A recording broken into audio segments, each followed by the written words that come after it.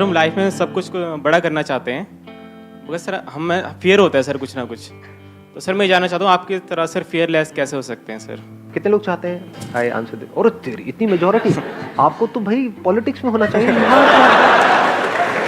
Sir मैं जानना चाहता हूँ सर आपकी तरह सर एब्सोल्युटली फियरलेस कैसे हो सकते हैं? मेरी तरह? Yes sir. मेरी तरह तो एक ही है भैया इस दुनिया में।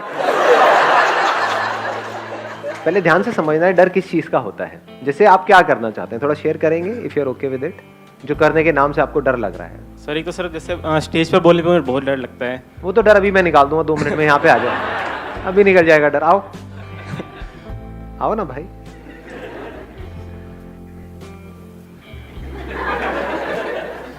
Thank you sir. अब बताओ क्या डर है इसके अंदर? इन खचरों से क्यों डर रहे हो?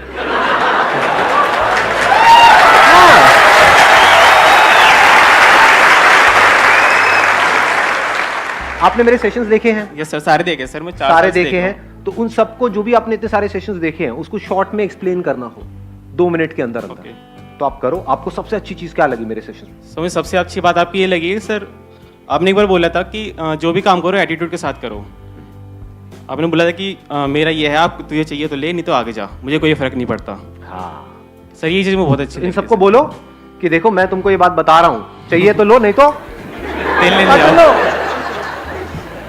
इसकी डेप्थ को समझो। ये जो मैं वर्ड यूज करता हूँ ना, 7 वाले गए तेल लेने, इसको समझने की कोशिश करो। मतलब किस वे में बोल रहा हूँ, कि इसका मतलब वो कुछ भी बोल रहे हैं, कुछ भी सोच रहे हैं, उससे हमें फर्क नहीं पड़ना चाहिए। हमें जो करना है वो हमें करना है। यानी हमने किसको छोड़ा?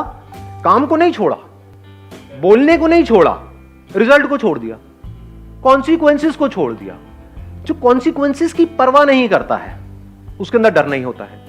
अब यहां पे थोड़ा सा समझदारी से आगे बढ़ना होता है। You're okay? कुछ और बोलना है? नहीं सर। कोई डांस वांस? नहीं सर। गाना वाना? नहीं सर। तो बंगला शंगड़ा? नहीं सर। नहीं? हो गया? चलो okay, please have a seat.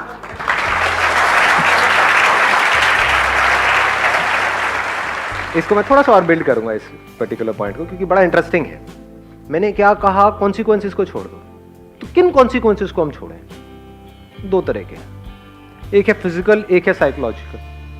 Psychological consequences को छोड़ दो, फिजिकल के लिए प्लान कर लो। मतलब कि कोई काम आप करने वाले हो, आपको डर लग रहा है, पहले आपको देखना है किस वजह से डर लग रहा है।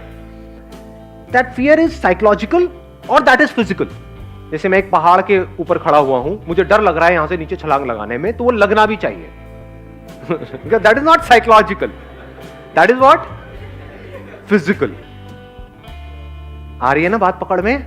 ये बड़ा सटल सा पॉइंट है, अगर आप इसको कैप्चर करोगे तो बड़ा मजा आएगा।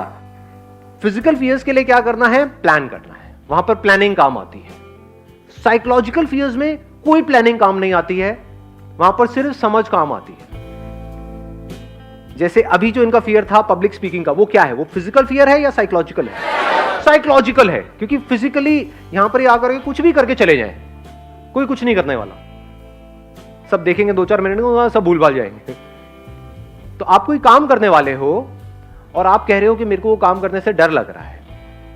क्यों डर लग रहा है? इसको फिगर आउट करना है। क्या इसलिए डर लग रहा है कि मैं वो काम करूंगा तो लोग क्या कहेंगे, मेरे घर वाले क्या कहेंगे, किसी को बुरा ना लग जाए? ये सब क्या है? साइकोलॉजिकल है। या डर इसलिए लग रहा है कि मैंने 5 साल तक काम करके कुछ पैसा जोड़ा है, मान लो 5 लाख रुपए जोड़ा है, और बड़ी मेहनत करके सुबह से रात तक, तो मुझे डर लग रहा है कि मैं ये काम करूं और वो पैसा चला ना जाए। ये क्या है? साइकोलॉजिकल है, फिजिकल है? फिजिकल है। ये डर होना भी चाहिए। जिनमें ये डर नहीं होता वो सड़क पे आ जाते हैं, बर्बाद होने में 2 मिनट लगते हैं। तो बस ये 2 ही तरह के फियर्स होते हैं, फिजिकल है, साइकोलॉजिकल है। फिजिकल में क्या काम आता है? Planning, learning, knowledge, understanding of that thing that you are doing. जैसे अगर पहाड़ से आपको छलांग लगानी ही लगानी है तो बंजी जंपिंग करो ना, उसमें कोई रिस्क नहीं है। पैराशूट लगा के करें सर? पैराशूट तो इतनी जल्दी नहीं खुलेगा, तो ट्राई मत करना भाई साहब, उसी पैराशूट में आपको लेकर के जाएंगे। तो ये बात पकड़ में आई कि फिजिकल के लिए we need to do a lot of things. In psychological fears nothing needs to be done, it just needs to be understood. उसको समझ लेना है और समझ करके एक्ट करना है। और जब आप एक्ट करोगे आप देखोगे अरे इसमें तो डरने वाली कोई बात ही नहीं थी। बट सर फिर भी लगता है। उसके बाद नहीं लग सकता। कोई भी चीज जब तक आपने नहीं सीखी होती है तब तक डर लग रहा होता है या जब सीख जाते हो उसके बाद भी डर लगता है? और सीखने के बाद अगर आपको डर लग रहा है तो वो साइकोलॉजिकल नहीं है, वो फिजिकल है। यानी आपको तैरना आ गया है। जब तक तैरना नहीं आता है पानी से बड़ा डर लगता है। जब तैरना आ जाता है तो क्या स्विमिंग पूल में आपको तैरने से डर लगता है? लगाओ थोड़ा सा दिमाग।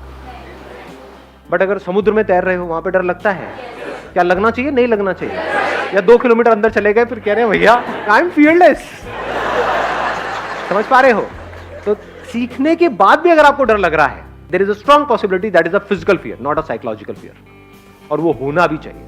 इन दोनों के बीच का फर्क अगर हमको समझ आता चला जाता है तो हमको बिल्कुल क्लियर हो जाता है कि किस तरह से अपनी लाइफ में आगे बढ़ना है। साइकोलॉजिकल फियर्स धीरे धीरे जैसे जैसे हमारी समझ गहरी हो जाती है, जीरो हो जाते हैं। मर गया तो क्या होगा? ये क्या है?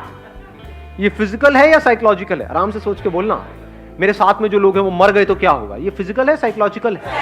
साइकोलॉजिकल है। लेकिन अगर आप अंधेरी रात में दिया तेरे हाथ में और आप चले चले जा रहे हो किसी सुनसान सड़क पर और आपके सामने से कोई 2 बंदे आ रहे हैं गन लेकर के या नाइफ लेकर के, अब आपको डर लग रहा है, ये क्या है? फिजिकल है। ये होना भी चाहिए। ठीक है, बॉन्ड नहीं बनना है बेकार में जी, समझदारी से आगे बढ़ना है लाइफ में। अगर इस तरह से आप अलग अलग करके देखोगे तो ऐसा कोई डर नहीं है इस दुनिया में जिसको कॉन्कर ना किया जा सके।